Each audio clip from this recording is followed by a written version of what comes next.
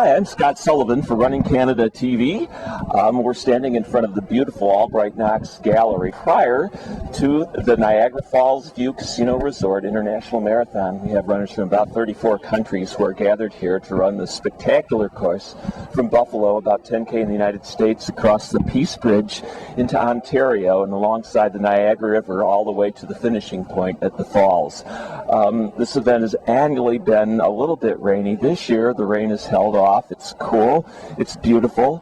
The runners will have an opportunity to run through a lot of fallen limbs, the result of a rare and unprecedented October 12th snowstorm that, sort of stripped the trees. In fact, the presence of the marathon has encouraged both the Ontario and some New York officials to hasten the cleanup. But it looks like a gorgeous day for one of the highlight races in North America. Josh Cassidy is the winner of the Niagara Fallsview Casino Resort International Marathon, wheelchair winner. Josh, congratulations. Thanks very much. How did your race go? Pretty good. It was a bit better than I expected, and a tailwind for a good part of the way, so it was a good race. Anyone close? I'm not too sure. I don't think so. But all right. How was your time today? Not a personal best, but it's better than I was expecting to at this point of the season, so I'm happy with it. What kind of issues does a wheeler face in a rainy race like today? It becomes very difficult because the races are more technical with the gloves and pushing because it can get pretty slippery. So you have to have the right type of either sandpaper or clister glue to kind of fight that. So it becomes a little difficult with the rain, but it worked out okay for me today. What about traction on the actual course surface? No problem with that at all. It's with the rain, it's okay. More problem is with the wind. If there's a really strong headwind, then it gets to be pretty tough. But, oh my heavens!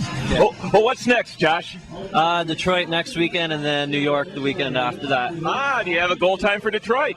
Better than this one, and then New York. It's the hardest course I think out of the three, but I hope to do the best in that one. I'd like to place the best. So absolutely. Well, congratulations, Josh Cassidy, winner of the wheelchair marathon today here. Thanks very much. We're speaking to a marathon finisher today who's pretty special. Dane Rauschenberg, this is your 42nd marathon in 42 weeks, is that right? That is correct, yes. And not only that, you set a how many minute PR today? 6-minute PR. And your time was what? 2:59.50, I don't care. Sub 3? Exactly. Well, you're on quite an odyssey, and it's hard to begin to describe it for people. You're doing 52 marathons in 52 weeks. How do you feel today?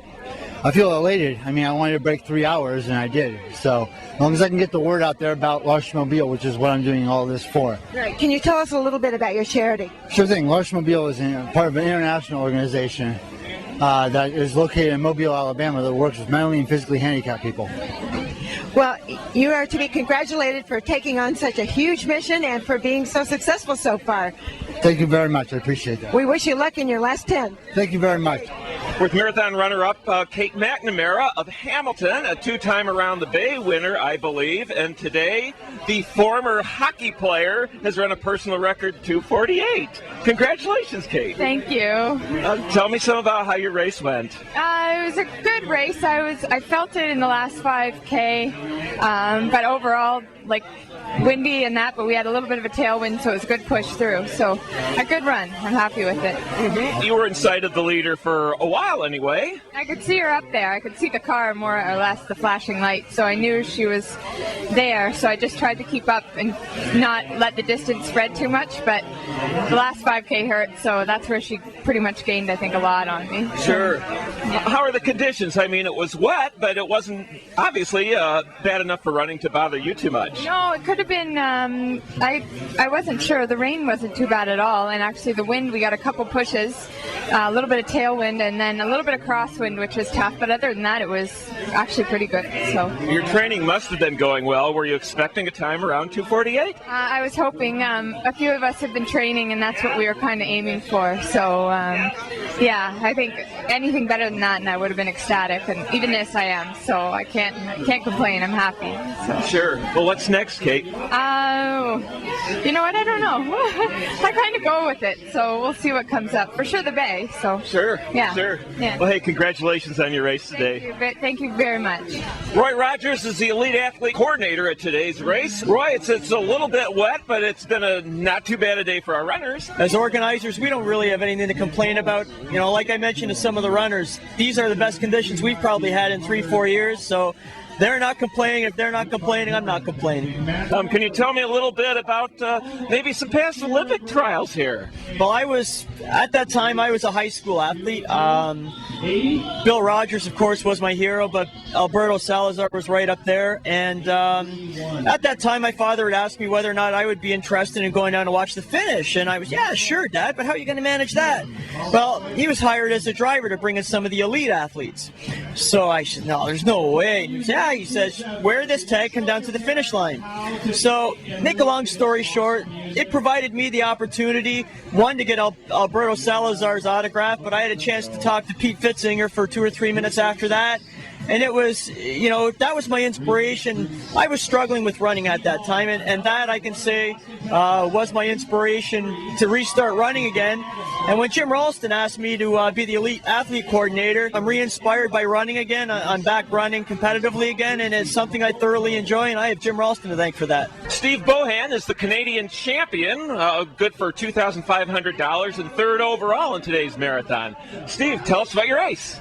It was a good race. Going through Buffalo, it's a little bit windy, a little colder than maybe I expected it to be. But once we got out of Fort Erie, the wind went out our back, and it was just a stroll home, if you will. It was a good, solid race, I think. How are the conditions out there? It didn't seem to bother you much. No, it was really nice to have the wind at our back. It made the running a little bit warmer and helped push you along a little bit, especially the last couple of miles. Well, this is your first time at Niagara Falls. How did you like the course? I thought the course was pretty quick. Way back in the day, it used to be the U.S. Olympic trials, actually. Sure. And I think you can run really fast on it. So it was a decent course, and I think it treated my legs very well. So hopefully I'll recover fast off this. Do you have another marathon or a race coming up shortly?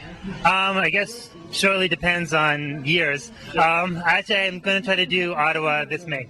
All right. Well, your time today was 2:29 in sort of wet conditions. Do you have a goal for Ottawa? Well, yes, I do have a goal, but I'm going to keep that to myself for now. All right. Well, congratulations on a great race today, Steve. Right, thank you very much. Victoria Perry,